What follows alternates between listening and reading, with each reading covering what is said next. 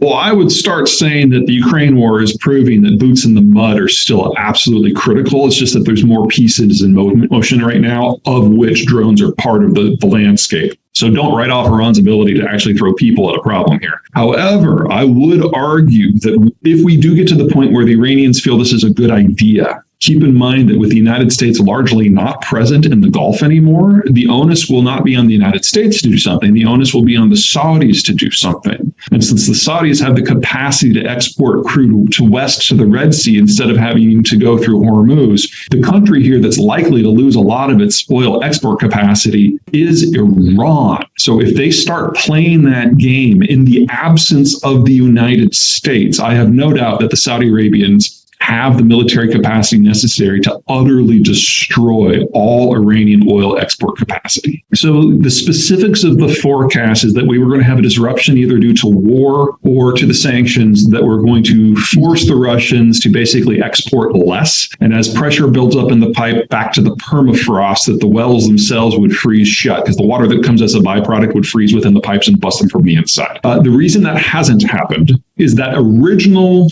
pulse that slowed the exports was not sufficient in size. The Russians were able to shut in wells in non-permafrost zones, specifically Tatarstan and Bashkiristan, and so they only shut in about 1 million barrels a day for about 6 to 8 weeks, and then were able to kick that back up again. I would argue that this is still going to happen. It's just going to take a little bit longer. The specific issue to watch for is on January 1, the sanctions regime on maritime insurance expands from any Russian flagged vessel to any vessel carrying any Russian cargo. That combined with the oil price cap that the Europeans are about to adopt is probably going to lock in at least 2 or 3 million barrels a day, and that's more than enough to cause that pump freeze. And once that happens, that stuff is offline for decades. One of the biggest concerns, whether it's environmentally, economically, that I have at the moment, and I don't see a way that this gets fixed, is the Germans have become so addicted to inexpensive, reliable natural gas supplies out of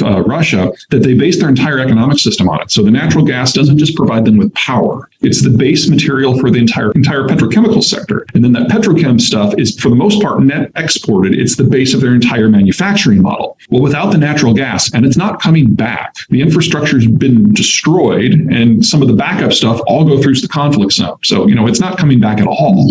And even if they bring it in an LNG form, it'll be 6 times the cost of the old stuff. So what you're looking at is not just a collapse of their electricity sector and their petrochemical sector, but the entire German industrial model is going to be gone within 2 years. And that takes with it Belgium, the Netherlands, Poland, Czech Republic, Slovakia, Hungary, Romania, and Bulgaria, and Austria. That doesn't sound good.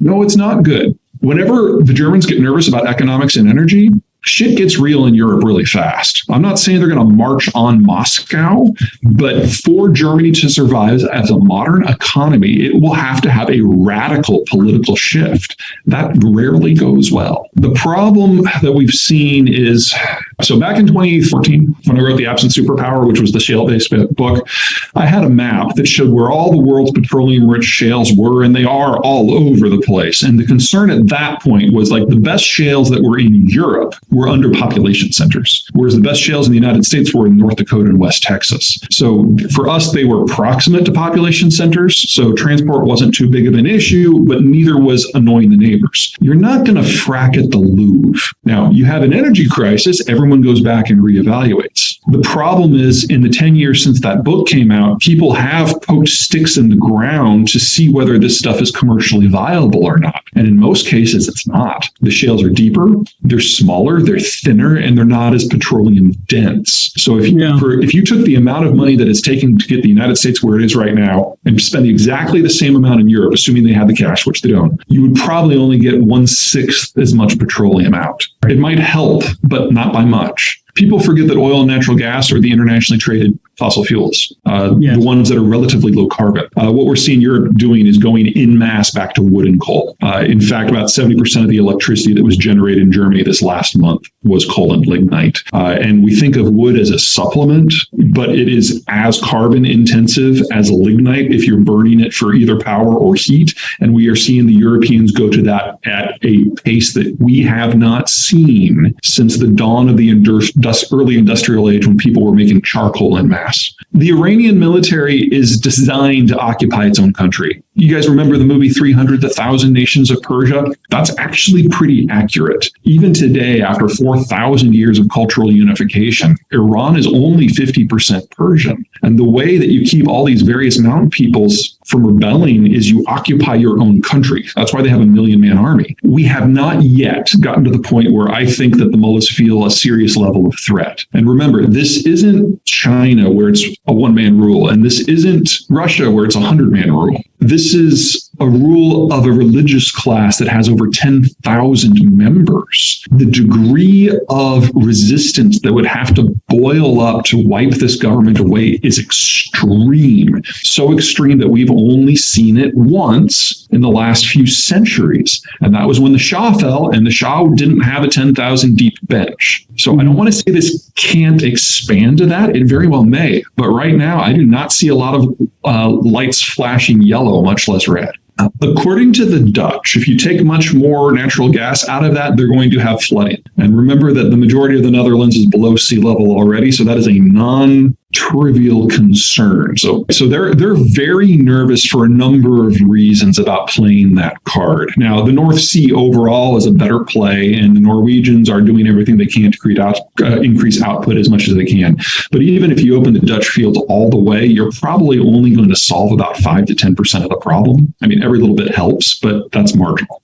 Well, agriculture, manufacturing, those are ones that I think most people understand the concept that you can only do something good, certain things in certain places, that there's concentrations of activity. So if you change the balance of the game, where you do that moves around. So for example, in the agricultural sector, a lot of the fertilizer production comes from the former Soviet world. That's in the process of falling offline. So if you have a soil type like in Brazil that just requires more fertilizer in order to grow anything, you're in trouble. I think that plays to people's mental bandwidth. I think the more important issues are the things that kind of operate under the hood that we don't necessarily think of every day because we assume that there's no problem. Transport's a great example. The concept of being able to move anything at scale anywhere in the world at a very low cost, reliably, with no security cost whatsoever, historically speaking, that is a laughable concept, but it's indelibly woven into how we think of the world today. It's our connective tissue. Exactly. I mean, you only have to go back a century and a half to get to a period when it was cheaper to move things from London to Massachusetts as opposed to moving them from Massachusetts to New York on a road. And we're moving into a world where international transport is not going to be safe. And in that sort of a world, everything about our current manufacturing, energy, agriculture, everything else breaks down. And transport becomes a local and a regional concern instead of a national one. And that forces a complete reimagining of how the world works. Same thing in finance.